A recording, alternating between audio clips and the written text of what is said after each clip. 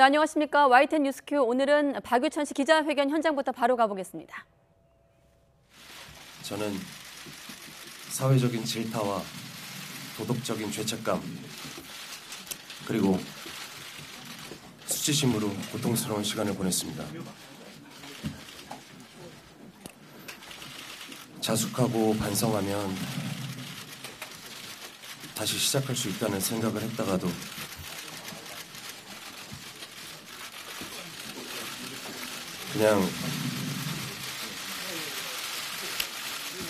그냥 죽어버리고 싶다는 생각에 사로잡히기도 하고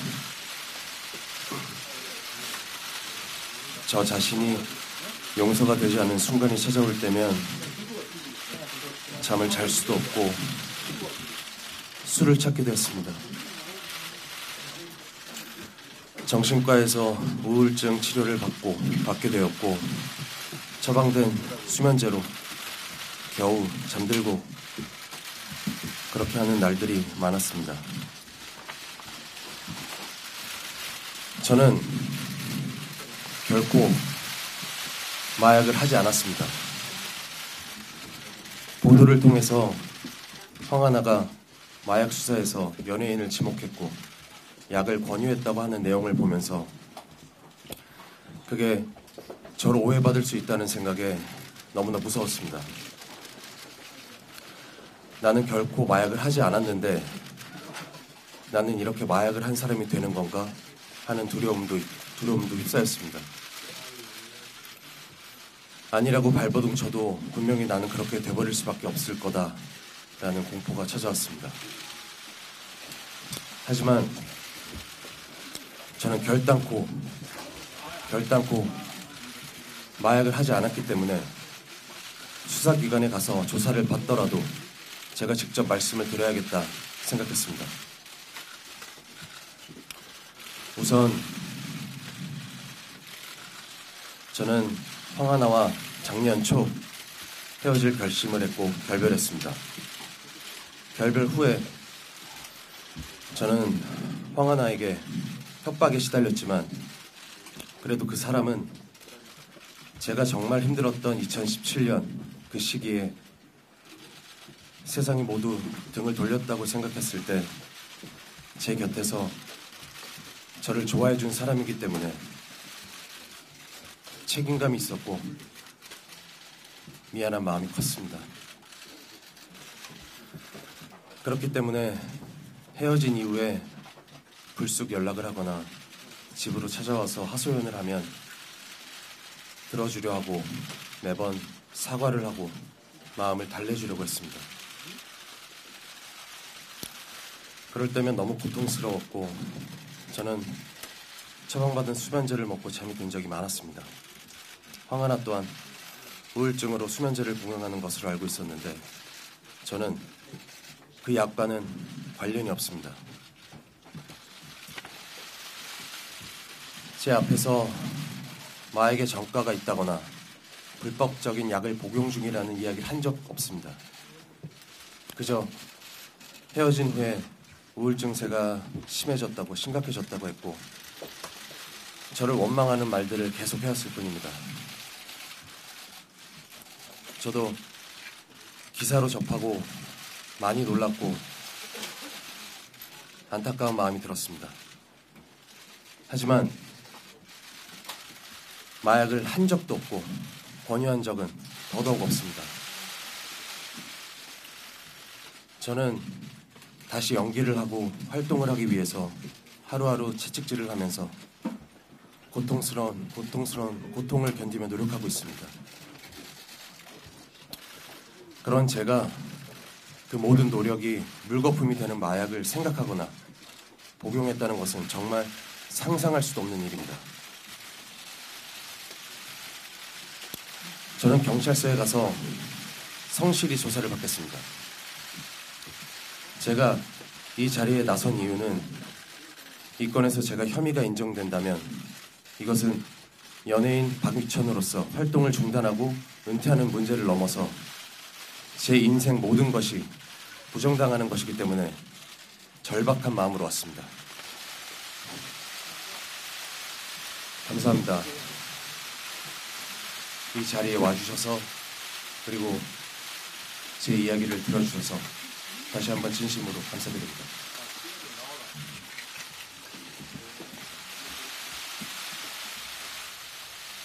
네, 서울 프레스센터에서 열린 이 황하나 씨 마약 연루 설고 관련된 JYJ 박유천 씨 기자회견 내용 먼저 뉴스 시작과 함께 현장 연결해 보고 계십니다. 네, 잠깐 들어볼까요? 네. 네, 일단 질의는 받지 않고 있는 것 같고요. 누군가 질문을 했지만 일단 답변을 피하고 기자회견, 본인의 입장문을 발표하고 기자회견장에서 빠져나가는 모습까지 확인을 함께 하셨습니다. 사실 오늘 기자회견은 이제 황하나 씨 마약 관련해서 기자회견을 열었지만 기억하시다시피 본인도 2017년을 언급하지 않았습니까? 네. 일단 성추문, 성폭행 추문 피소 이후 공식 석상의 모습을 드러냈기 때문에 그와 맞물려 또 관심을 받고 있었죠. 네, 박유천 씨 기자회견에서 결단코 마약을 하지 않았다라는 주장을 했습니다.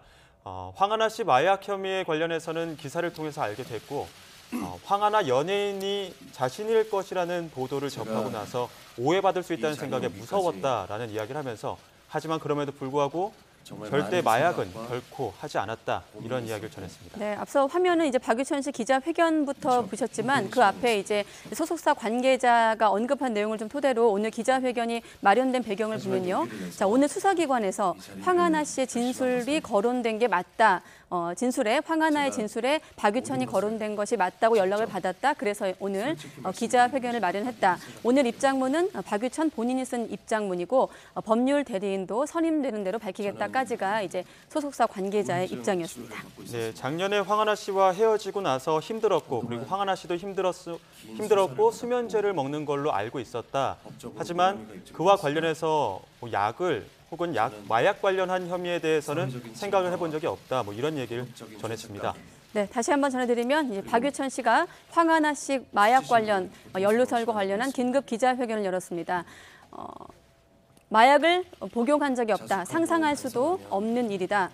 마약을 한 적도 없고 권유한 적도 없다. 지금 거론되고 있는 어떤 연루설, 자신이 지목되고 있는 점에 대해서 강하게 그런 적이 없다고 혐의가 없다는 점을 밝혔습니다. 네. 예. 기사를 접하고 안타까웠다는 얘기도 전했는데요. 관련된 소식이 더 들어오는 대로 다시 한번 정리해서 전해드리도록 하겠습니다.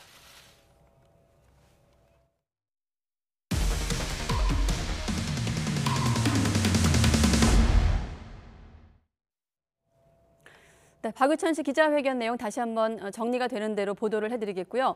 자, 이번엔 황하나 씨 관련해서 단독 보도 보겠습니다. 4년 전에 황하나 씨의 마약 공범이었던 조모 씨가 YTN 취재진을 만나서 당시 경찰 조사 때 황 씨가 남양유업의 외손녀라고 진술했다고 말했습니다. 첩보 단계부터 경찰은 황 씨의 배경을 알고 있었습니다. 먼저 김대근 기자의 리포트입니다.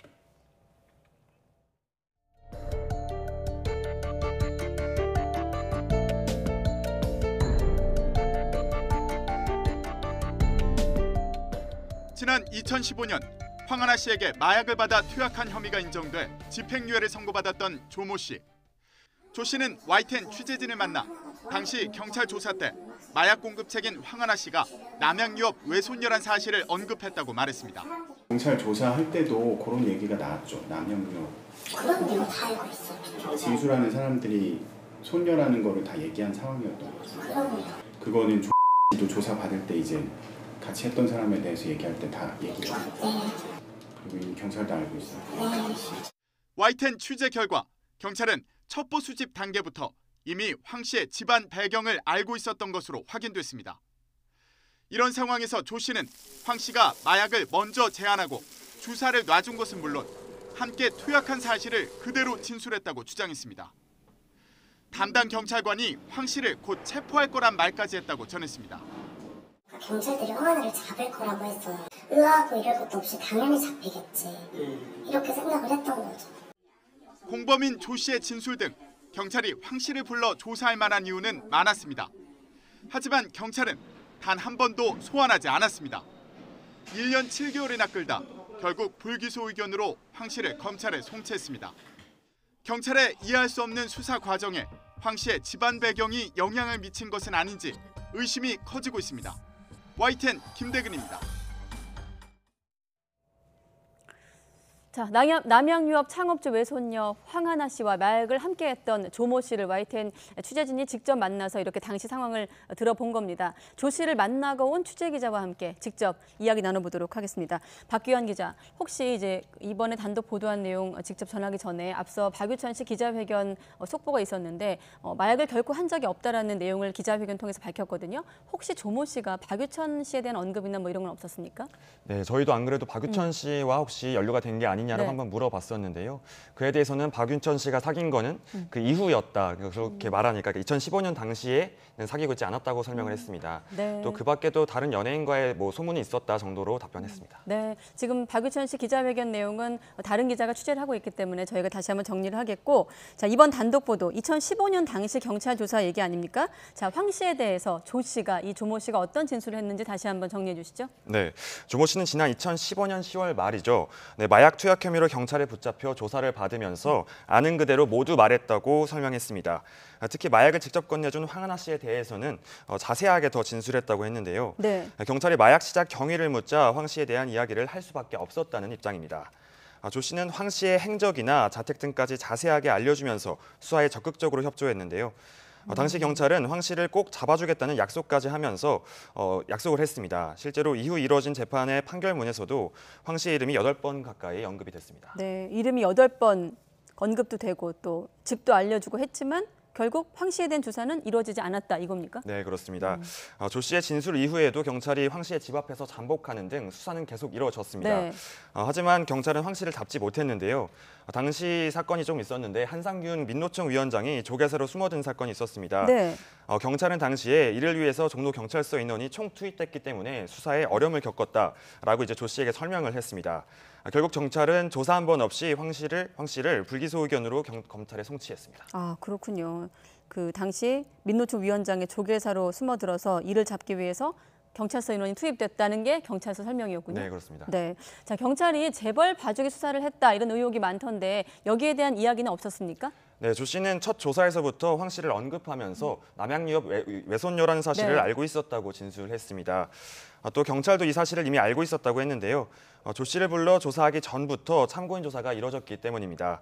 YTN 취재 결과로도 경찰은 첩보 수집 단계부터 이미 황 씨의 집안 배경을 알고 있었던 것으로 확인됐습니다. 아, 그렇군요. 황 씨에 대한 배경도 알고 있었고 어떤 자택이라든지 이런 부분을 정보를 줬지만 조사가 잘 이루어지지 않았다. 자, 여기까지는 조 씨의 얘기고요. 어떻습니까? 이 조 씨와 황 씨가 같이 투약했을 당시 이야기도 자세히 나오지 않았습니까? 네, 그렇습니다. 황 씨가 직접 마약을 권유했고 주사까지 직접 해줬다는 얘기인데요. 네.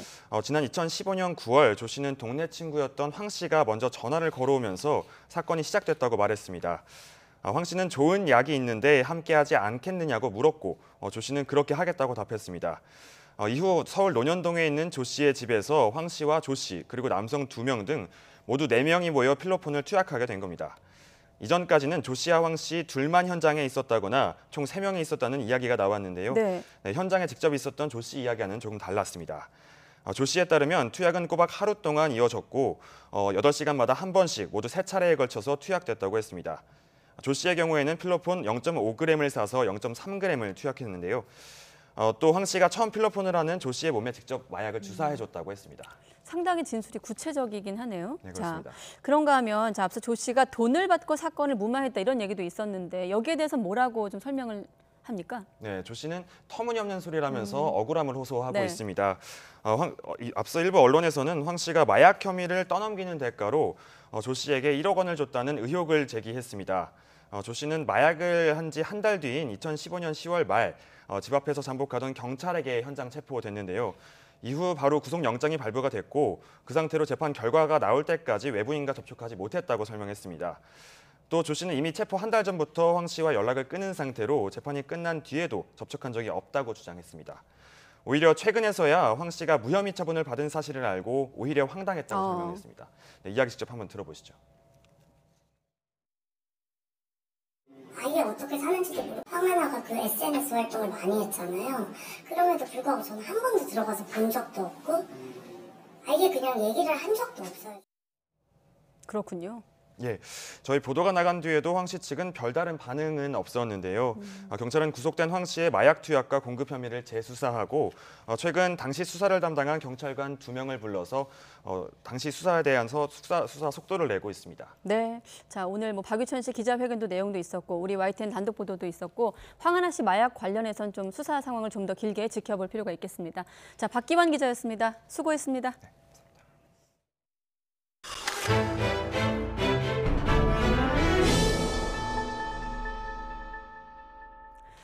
네, 역시 이 마약 혐의를 받는 방송인 로버트 할리, 하일 씨의 구속 여부는 오늘 결정될 예정입니다.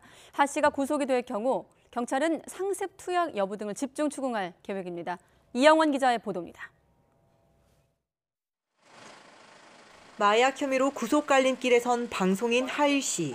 영장 실질 심사를 받기 전 하 씨는 지난 8일 체포된 이후 줄곧 해온 말을 반복했습니다. 그동안 저를 지켜주신 가족, 친구 그리고 국민 여러분들에게 죄송하다는 말씀드리고 싶습니다. 죄송하고요. 마음이 무겁습니다. 하 씨는 이틀 동안 진행된 경찰 조사에서 혐의 일부를 인정했습니다. 지난달 인터넷으로 마약을 산 뒤 지난주 자택에서 투약했다고 진술한 겁니다.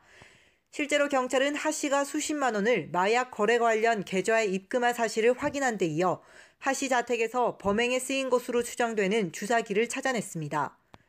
조사 과정에서 진행한 소변 간이 시약 검사에서도 마약 양성 반응이 나왔습니다. 과거에도 투약 혐의로 2차례 조사를 받았지만 당시에는 음성 반응이 나오는 등 뚜렷한 증거가 없어 무혐의 처분을 받았습니다.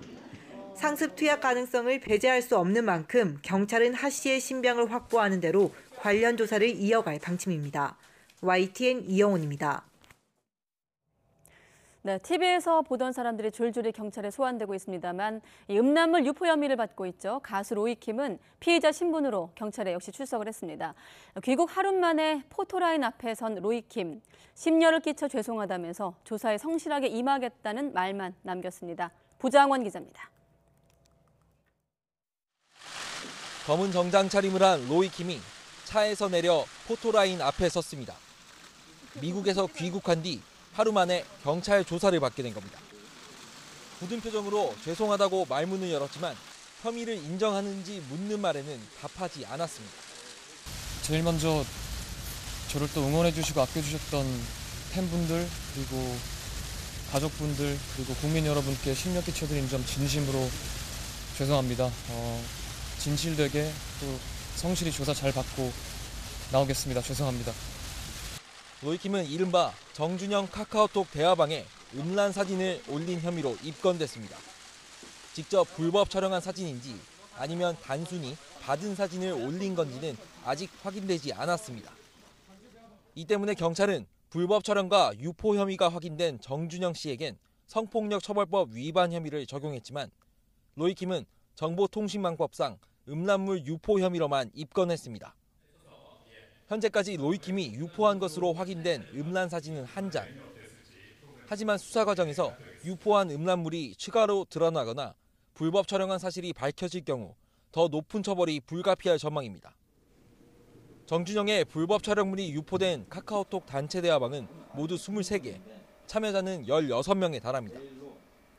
경찰은 로이킴 말고도 카톡 대화방에 참여한 다른 연예인들을 대상으로도 조사를 진행하고 있습니다.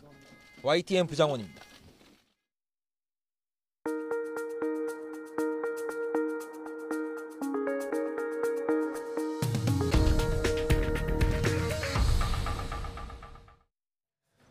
문재인 대통령이 한미 정상회담을 위해 오늘 오후 1박 3일 일정으로 출국했습니다.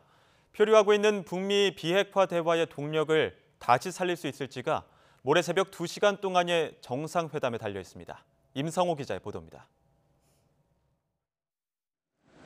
문재인 대통령이 취임 뒤 7번째 한미 정상회담을 갖기 위해 미국으로 떠났습니다.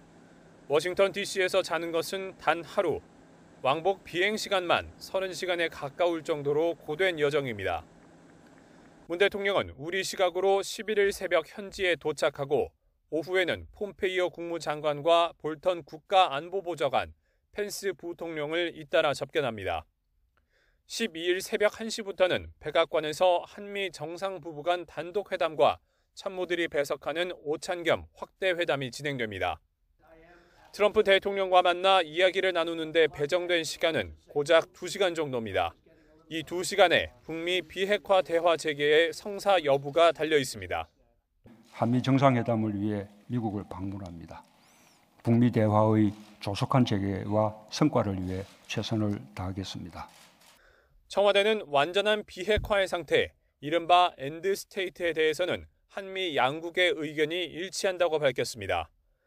그렇지만 완전한 비핵화까지 제재를 유지해야 한다는 미국과 비핵화 단계별 제재 완화를 주장하는 북한은 한치의 양보가 없습니다.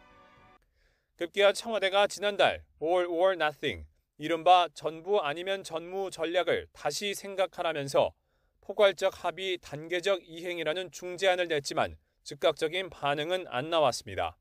이번 한미 정상회담은 지난 2월 하노이 북미 정상회담 이후 대화의 동력을 조속히 되살리기 위해 양국 간 협의가 중요하다는 공동 인식을 바탕으로 개최되는 것입니다. 청와대는 단계적 보상을 담은 우리의 중재안도 정상회담 테이블에 오를 것이라고 밝혔습니다. 그러면서도 제재의 틀은 유지돼야 한다고 강조해 한미 공조를 기반으로 한 북미 대화 재개에 더 무게를 두는 분위기입니다. YTN 임성호입니다. 이번 한미 정상회담에 대해 여당은 북미 대화 재개의 계기가 될 것이라며 큰 기대감을 드러냈습니다. 하지만 야당은 청와대의 대북 제재 기조가 한미 공조의 균열을 가져올 수 있다며 우려를 나타냈습니다. 최민기 기자가 보도합니다. 더불어민주당은 이번 한미 정상회담의 성공을 위해 강도 전폭적인 협조를 하겠다고 약속했습니다. 이번 정상회담은 하노이 정상회담 이후 주춤한 북미 대화 재개의 중요한 계기가 될 것이라며 기대감을 나타냈습니다. 이번 회담은 지난 2월 북미 정상회담에서 못다 이룬 합의를 이루어나가기 위한 중요한 디딤돌이자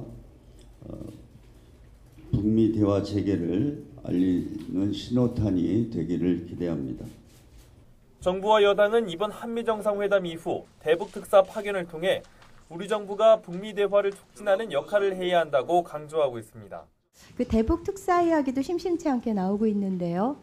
미국으로 건너갔던 김현종 국가안보실 2차장이 인터뷰에서 대북 특사를 암시하기도 했는데 이에 대한 또 청와대 입장은 어떠신지?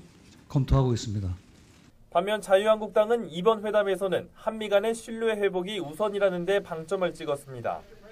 여전히 북한의 완전한 비핵화를 위한 압박의 끈을 놓지 않고 있는 미국과 달리 개성공단이나 금강산 관광 재개 등 제재 예외 조치로 북한의 변화를 이끌려는 시도는 한미 공조의 균열을 가져올 수 있다는 겁니다.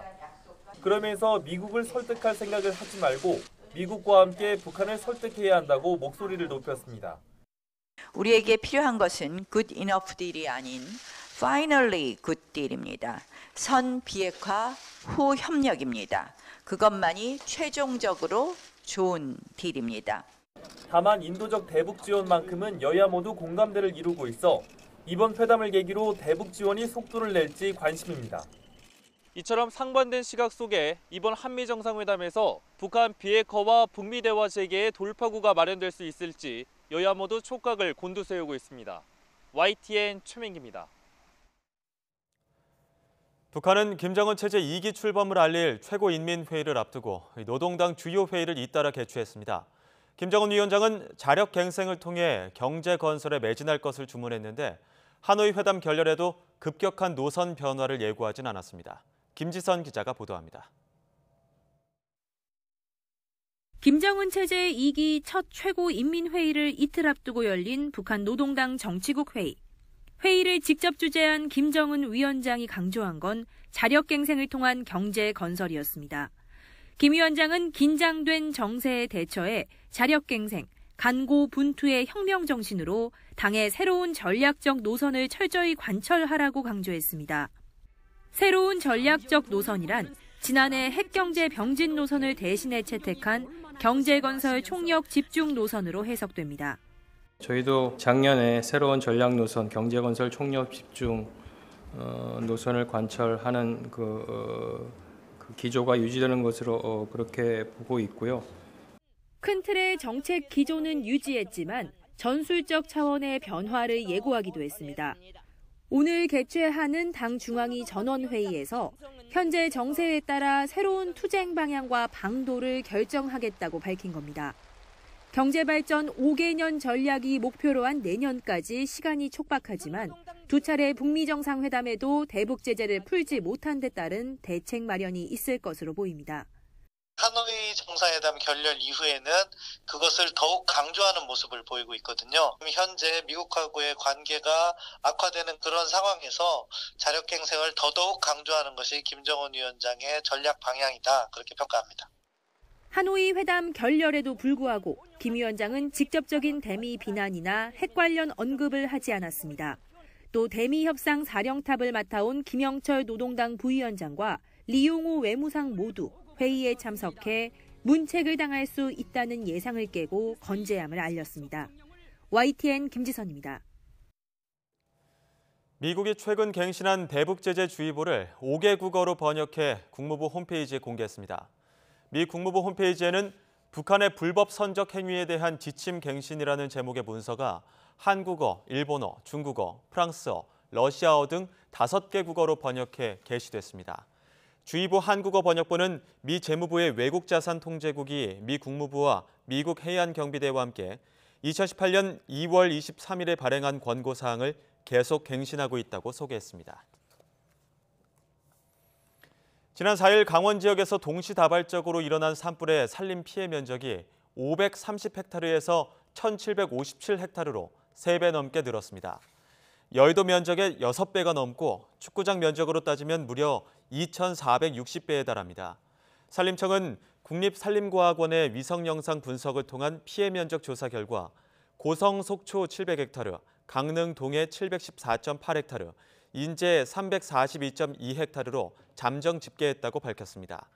정확한 피해 면적은 산림청 주관으로 19일까지 열흘간 현장 조사를 통해 확정할 계획입니다. 문재인 대통령과 김정숙 여사가 강원도 산불 피해 구호를 위해 성금을 냈습니다.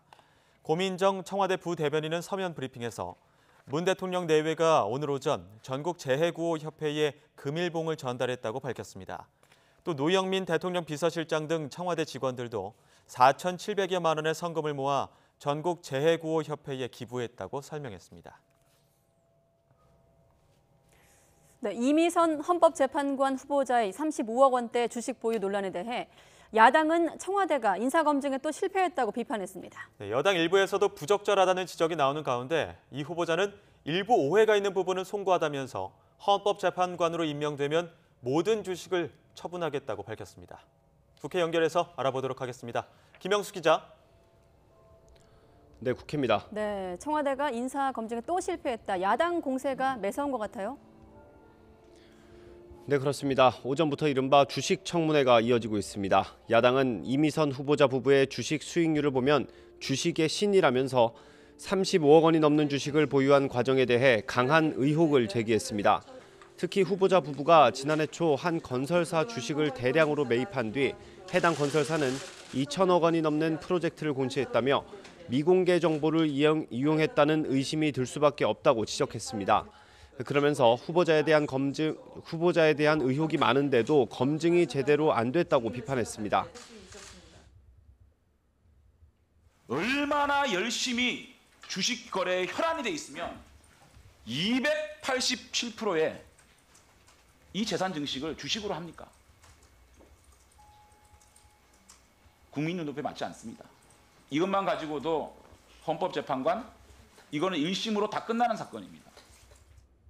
개인 투자자가 6억 5천만 원 정도에 대한 것을 2주간에 집중 매입한 다음에 2월 1일 날 바로 이런 큰 규모의 건설 수주 공시를 하는 것은 누가 봐도 의심이 갈 수밖에 없지 않습니까? 네, 조사해봐야 될 사항이죠. 여당인 더불어민주당은 주식 거래는 배우자가 했고 내부 정보를 이용한 것으로 보이지도 않는다면서 적극적으로 엄호했습니다. 다만 일부에서는 판사로 재직하면서 주식 거래를 한 것은 부적절할 수 있다는 목소리도 나왔습니다. 불법적인 부분은 없는 것 같습니다. 근데 어쨌든 재산의 상당 부분을 주식으로 가지고 있는 것, 그리고 이런 빈번한 주식 거래 자체가 국민들의 정서상 반하는 점이 있다는 것은 인정할 수밖에 없을 것 같습니다. 이 후보자는 이에 대해 재산은 배우자가 관리했다며 주식 투자에 대해서는 잘 모른다고 답변했습니다. 또 투자 과정에 불법은 없었다며 오해가 생긴 부분은 송구하다고 거듭 밝혔습니다. 재산의 대부분을 주식 형태로 보유를 해서 일부 오해하실 수 있는 상황이 있게 된 점에 대해서는 대단히 송구스럽게 생각합니다. 하지만 주식 거래에 있어서 불법적인 내용은 없었습니다. 후보자는 또 헌법재판관으로 임명되면 주식을 조건 없이 모두 처분하겠다고 밝혔습니다. 지금까지 국회에서 전해드렸습니다. 더불어민주당이 최근 자유한국당 의원들의 망언이 도를 넘고 있다며 이에 대해 경고했습니다. 이해찬 민주당 대표는 대구시 예산정책간담회 자리에서 한국당이 조향호 회장 별세를 정부의 간접살인이라고 왜곡하거나 강원도 산불을 세월호 참사에 빗대는 허위 조작 정보를 퍼뜨리고 있다고 말했습니다. 바른미래당 유승민 의원은 당 안팎에서 일고 있는 보수 대통합 주장과 관련해 변화나 혁신할 의지가 없는 자유한국당과의 통합은 국민이 외면할 것이라고 비판했습니다. 손학규 대표를 향한 당 일부의 이선 후퇴 주장을 놓고 일고 있는 당내 갈등에 대해서는 말을 아꼈습니다. 유 의원의 말 직접 들어보시죠. 자유와 시장 경제만 있는 게 아니다. 그 말씀을 분명히 드렸고요. 그 안에 중요한 그런 정의, 공정, 자유평등, 인권, 법치 이런 게 다 있고 새로운 보수는 이렇게 헌법적 가치를 굉장히 이렇게 포괄적으로 봐야 된다, 넓게 봐야 된다 그렇게 생각을 합니다. 그 부분들이 제 눈에 보기에는 변화, 혁신할 의지가 없어 보이고 당 안에 그런 문제는 저는 당내에 돌아가서 제가 이야기할 때가 되면 하겠습니다.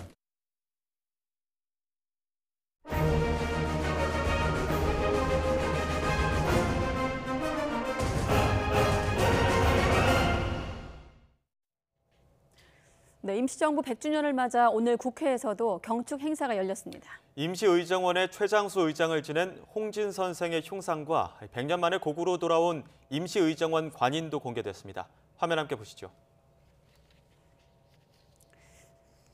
네, 자, 하나, 둘, 셋, 구호와 함께 힘껏 줄을 잡아당기자 늠름한 모습의 흉상이 나타납니다. 독립운동가이자 국회 전신격인 임시의정원의 최장수 의장을 지냈던 만호 홍진입니다. 네, 홍진 선생은 일제강점기 일제에 항거한 의병을 폭도로 규정한 재판에 논고하지 않겠다며 검사직을 내려놓고 독립운동가들을 변호하기 시작했습니다. 이후에도 13도 대표자들과 한성정부를 수립하고 임시의정원의 의장으로 활동하며 독립운동을 이끈 인물입니다.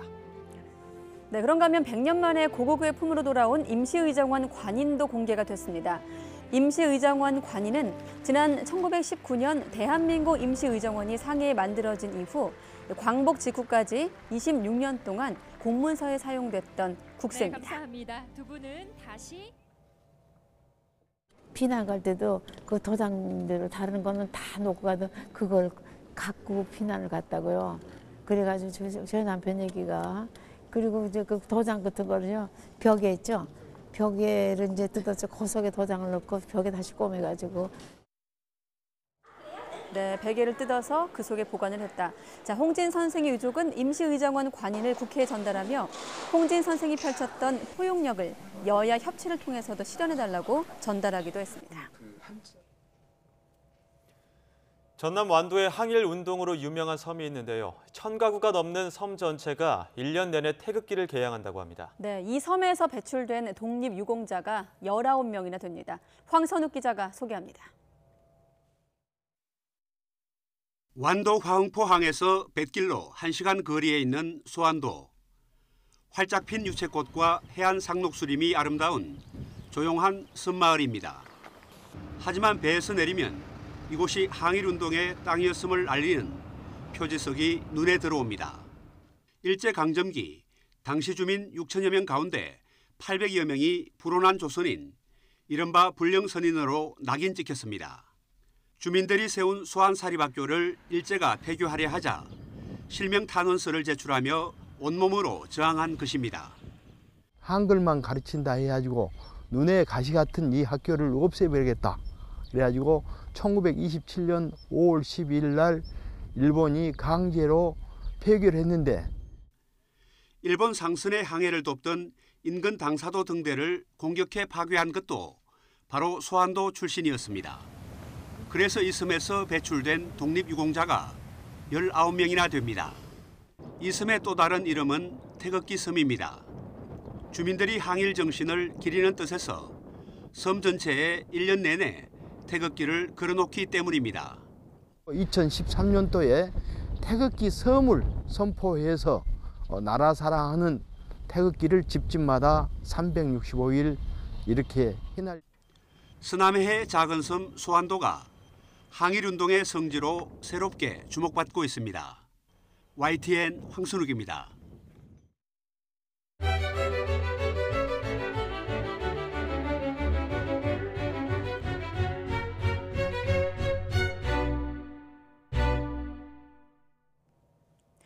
낙태죄 처벌 조항이 헌법에 어긋나는지 결정하는 헌법재판소 선고가 내일 내려질 예정입니다. 헌법재판소는 내일 오후 2시 대심판정에서 낙태죄와 동의 낙태죄 조항에 대한 위헌 여부를 선고할 예정입니다. 지난 2012년 현재는 태아에게도 생명권이 인정돼야 하고 인부의 자기결정권에 대한 과도한 제한이라고 보기 어렵다면서 재판관 4대4 의견으로 합헌 결정을 내렸습니다. 이후 낙태죄에 대한 사회적 인식이 많이 달라졌고 현재 헌법재판관들도 처벌에 부정적인 인식을 갖고 있는 것으로 알려져 7년 전과는 다른 판단이 나올 거란 전망이 우세합니다. 낙태죄 위헌 결정은 헌법재판관 9명 가운데 6명 이상이 찬성할 경우 가능합니다.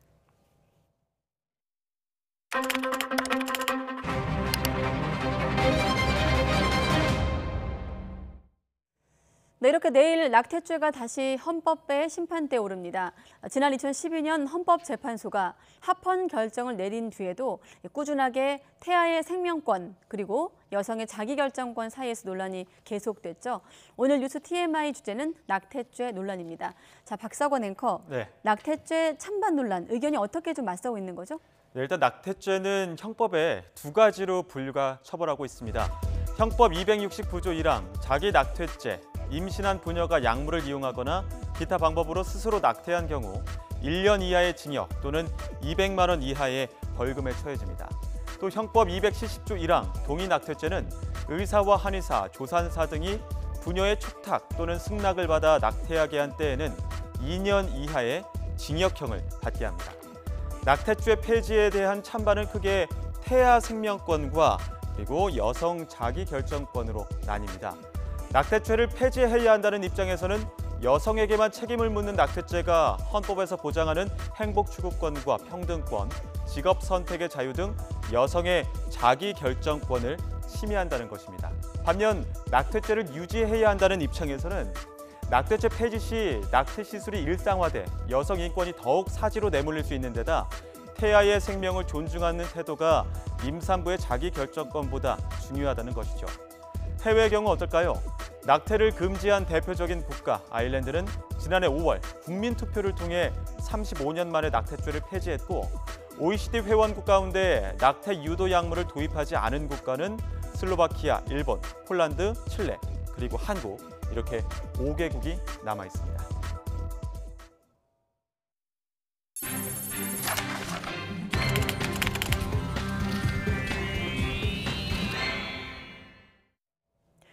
취업자 증가폭이 2달 연속 20만 명대를 기록하면서 심각했던 고용 부진에서는 다소 벗어났습니다. 하지만 경제 허리, 30, 40대 취업난이 계속 이어지고 있어서 일자리의 양은 물론 질도 더 높이는 게 시급하다는 지적입니다. 김평정 기자의 보도입니다. 극심한 취업난을 해소하기 위해 정부가 연초부터 공공일자리 공급에 매진한 결과 수치로 보면 고용이 다소 회복된 게 맞습니다.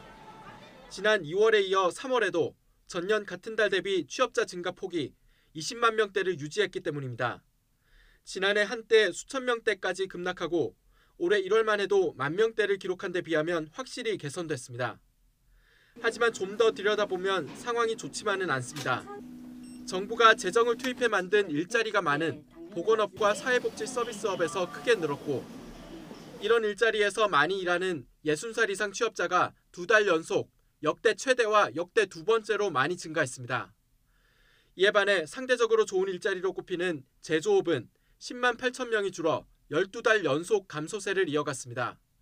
경제의 허리인 30, 40대 취업자도 줄었고 특히 40대의 고용률은 과거 금융위기 때 이후로 가장 긴 기간인 14개월 연속 하락했습니다.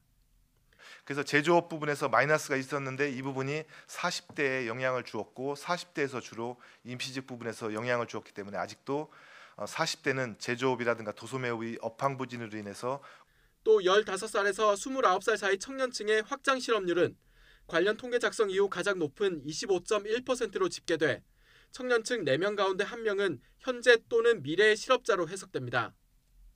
청년층과 30, 40대의 고용을 증가시켜 실질적인 개선을 이끌려면 결국 민간의 질 좋은 일자리를 늘려야만 가능하다는 지적이 계속해서 나오고 있습니다. YTN 김평정입니다. 네, 신종 부자, 유튜버 같은 신종 고소득 사업자들이 대대적인 세무조사를 받게 됐습니다. 해마다 막대한 수익을 올리고 있음에도 관리 사각지대에 있던 176명이 대상입니다. 국세청은 이들을 향해 생활 적폐로 규정했습니다. 직접 들어보시죠. 과거에는 단순 현금 수입 신고 누락, 거짓 세금 계산서 수수 등 비교적 단순한 탈세 방법을 동원하였으나 최근에는 증빙 없이 경비를 계상하거나 위장업체 설립, 특수한계 법인을 이용한 부당 거래, 정상 거래를 가정한 편법 증여, 해외 거래를 통한 여기 탈세 등 탈세 수법이 더욱더 교묘해지고 있습니다. 대표적 생활 적폐로서 대다수 성실 납세자에게 허탈감을 주고 공정 경제 질서를 저해하는 불공정 탈세 행위에 대해서는 지속적으로 엄정 대응하여 반칙과 특권이 없는 공정한 사회를 적극 구현해 나가겠습니다. 술에 잔뜩 취해 운전하다가 경찰과 추격전까지 벌인 40대 남성이 붙잡혔습니다. 화면 함께 보시죠. 네, 빨간 원안의 트럭 보이시죠? 경찰이 뒤따라갑니다. 중앙선을 넘나들며 앞차를 젖히더니 쏜살같이 경찰차를 따돌립니다. 화물차에 부딪힐 뻔했는데요. 이렇게 아찔한 순간에도 무모한 질주는 그칠 줄 모릅니다. 20분 남짓 이어진 추격전은 막다른 곳에 이르러서야 끝났습니다. 검거 당시 47살 김모 씨는 면허 취소 수준인 혈중 알코올 농도 0.125%에 만취 상태였습니다. 이미 음주운전으로 면허가 취소됐지만 또다시 술에 취해 운전대를 잡은 겁니다. 김 씨는 신호 대기 중에 경적을 울렸다는 이유로 뒤차 운전자와 실랑이를 벌였는데 결국 출동한 경찰을 피해 위험천만한 추격전을 벌이다가 입건돼 검찰로 넘겨졌습니다. 오늘 아침 7시 반쯤 전남 영암군 신북면에 있는 도로에서 39살 A씨가 몰던 승합차가 신호 대기 중이던 군내 버스를 들이받았습니다. 이 사고로 버스에 타고 있던 승객 24명 가운데 15명이 통증을 호소해 병원으로 옮겨졌습니다. 경찰은 정확한 사고 경위를 조사하고 있습니다. 지하 유흥주점에서 술을 마신 손님을 상대로 건물 바로 위 호텔에서 성매매할 수 있도록 알선한 업주 등이 경찰에 붙잡혔습니다. 이들은 경찰의 단속을 피하기 위해 회원제로 운영하거나 계좌 이체로 비용을 받았습니다. 김다연 기자의 보도입니다. 호텔 입구라고 적힌 쪽문 바로 앞으로 차량이 들어옵니다. 차에서 함께 내린 남녀 4명이 입구로 걸어 들어갑니다. 유흥주점에서 술을 마시다 성매매를 하기 위해 직원의 안내로 근처 호텔을 찾은 겁니다. 유흥주점과 호텔은 공생관계였습니다. 같은 건물 안에 성매매 주점과 호텔이 함께 있는 경우도 많습니다. 이곳 지하 유흥주점 직원들은 손님들을 바로 이 호텔로 안내해 성매매를 알선했습니다. 경찰은 서울의 유흥주점 등 4곳을 단속해 업소와 호텔 직원 그리고 성매수 남성 등 47명을 검거했습니다. 최대 규모를 자랑하는 강남의 한 주점은 술값과 성매매 비용을 합쳐 월 평균 10억 원의 매출을 올렸습니다. 경찰 단속에 대비해 당일 결제를 하지 않고 나중에 은행 계좌로 비용을 받기도 했습니다. 그 성매매 대금을 당일날 결제를 하지 않고 차후에 영업부장들 계좌로 송금하는 형식 영업 형태를 취했습니다. 또 단골만 예약받는 등 철저한 회원제로 운영한 곳도 있습니다. 경찰은 단속된 업소의 실소유주를 찾아내 불법 수익금을 국세청에 통보하는 등 수사를 이어갈 예정입니다. YTN 김다연입니다. 이른바 룸사롱 황제로 불렸던 이경백 씨에게 뒷돈을 받은 사실이 밝혀지자 도망갔던 경찰관이 도피 생활 중 성매매 업소를 운영하다가 붙잡혔습니다. 서울중앙지검은 지난주 박 전 경위를 검거해 구속했다고 밝혔습니다. 박 전 경위는 앞서 강남 일대에서 유흥업소를 운영하던 이경백 씨에게 단속 정보를 넘기고 뒷돈을 챙긴 혐의로 조사를 받던 중 검찰이 지난 2013년 구속영장을 청구하자 도주했습니다. 검찰은 올해 외국인 여성을 불법 고용한 성매매 업소를 수사하던 가운데 박 전 경위가 강남과 목동 일대에서 성매매 업소를 운영하고 있다는 것을 확인하고 검거했습니다. 검찰은 박 전 경위가 수차례 단속을 피한 점으로 미뤄 경찰 내부 조력자가 있을 가능성이 있다고 보고 수사를 이어가고 있습니다.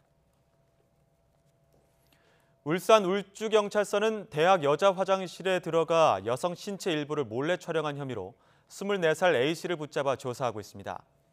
A씨는 오늘 새벽 0시 50분쯤 자신이 다니는 울산 모 대학 도서관 여자 화장실에 들어가 옆 칸에 있던 여학생 신체 일부를 촬영한 혐의를 받고 있습니다. 사건 당시 피해 여학생은 카메라 소리와 함께 자신을 향한 스마트폰을 보고 놀라 소리를 질렀고 이 소리를 들은 다른 학생들이 몰려와 A씨를 발견하고 경찰에 신고했습니다. 지하철에서 여성을 몰래 촬영한 현직 경찰에 대해 구속영장이 신청됐습니다. 서울관악경찰서는 어제 성폭력처벌법상 카메라 등 이용 촬영 혐의로 경기구리경찰서 소속 A경장에 대해 구속영장을 신청했습니다. A경장은 지난달 3일 오후 6시 40분쯤 서울대 입구역을 지나던 지하철 안에서 휴대전화로 여성 승객의 신체를 몰래 찍은 혐의를 받습니다. 20여 년 전 거액의 돈을 빌리고 해외로 도주한 의혹을 받는 래퍼 마이크로닷의 부모에 대해서 경찰이 구속영장을 신청했습니다. 경찰은 피해 금액이 상당하고 해외로 도주할 우려가 있기 때문에 영장을 신청했다고 설명했습니다. 이성우 기자가 취재했습니다. 래퍼 마이크로닷의 부모 61살 신모 씨 부부의 구속영장이 신청됐습니다. 이들 부부를 조사하고 있는 충북제천경찰서는 차용 사기 등의 혐의와 도주 우려 등으로 영장을 신청했다고 설명했습니다. 신 씨 부부가 이미 20여 년간 잠적한 전력이 있는 데다 이들이 뉴질랜드 시민권자여서 도주 우려가 크다는 게 경찰의 판단입니다. 경찰은 이들 부부의 입국 이후 고소장과 고소인 진술을 토대로 조사했으며 구속영장을 신청한 점에서 이들 부부가 어느 정도 혐의를 인정한 것으로 알려졌습니다. 앞서 이들 부부를 사기 혐의로 고소한 피해자는 14명으로 이 가운데 8명은 합의한 것으로 전해졌습니다. 피해 금액은 20여 년 전 원금 기준 6억 원 상당이지만 자료가 사라진 것까지 합하면 당시 피해 금액이 20억 원에 달한다는 것이 피해자들의 주장입니다. 여기에 신 씨 부부와 면회를 한 피해자들은 이들의 반성 없는 태도에 더욱 분노하고 있습니다. 20년 동안 연락 한 번 없다가 터지니까 이제 와서 전화해가지고 합의해달라 그래놓고는 처음 얼굴 본 거 아니야 20년 만에. 첫마디가 지가 잘못했다 소리가 먼저 해야지. 신 씨 부부의 구속 여부는 청주지방법원 제천지원에서 열릴 영장 실질 심사를 통해 결정됩니다. YTN 이성우입니다. 광주지방검찰청은 선거법 위반 혐의로 재판에 넘겨진 윤장현 전 광주광역시장에게 징역 2년을 내려달라고 요청했습니다. 검찰은 윤 전 시장이 전직 대통령과 광주시 명예에 깊은 상처를 줬다며 구형 이유를 설명했습니다. 윤 전 시장 변호인은 고 노무현 전 대통령에게 빚진 마음으로 어렵다는 말에 속아 도와주려 했던 것이라면서 무죄를 주장했습니다. 윤 전 시장은 전직 대통령 부인 행세를 한 51살 김모 씨에게 속아 공천을 대가로 4억 5천만 원을 건넨 혐의로 재판에 넘겨졌습니다. 네, YTN 새 뉴스 프로그램입니다. 변상욱의 뉴스가 있는 저녁 진행을 맡은 변상욱 앵커가 친절하게 설명하는 뉴스 프로그램을 만들겠다고 포부를 밝혔습니다. 변 앵커는 오늘 서울 상암동 YTN 사옥에서 열린 기자간담회에서 맥락과 행간을 읽어낼 수 있도록 시청자에게 바짝 다가가겠다며 이같이 밝혔습니다. 비가 그친 뒤 찬바람이 강해지면서 날씨가 부쩍 쌀쌀해졌습니다. 내일까지는 꽃샘추위가 이어지겠는데요. 내일 서울의 아침 기온은 5도로 오늘과 비슷하겠고 낮 기온은 16도로 오늘보다 크게 오르겠지만 여전히 예년 수준을 밑돌겠습니다. 변덕스러운 기온 변화에 감기 걸리기 쉬우니까요. 건강관리에는 신경 써주시는 게 좋겠습니다. 비가 내리며 건조함이 많이 해소됐지만 강원 산간에는 4월 기준으로 21년 만에 폭설이 쏟아졌는데요. 동풍의 영향을 받는 동해안 지역에는 밤까지 비나 눈이 조금 더 이어지겠습니다. 내일은 전국에 구름이 많겠고요. 강원 영서 남부와 경북 북부 내륙에는 오후부터 밤 사이에 5mm 미만의 비가 조금 내리겠습니다.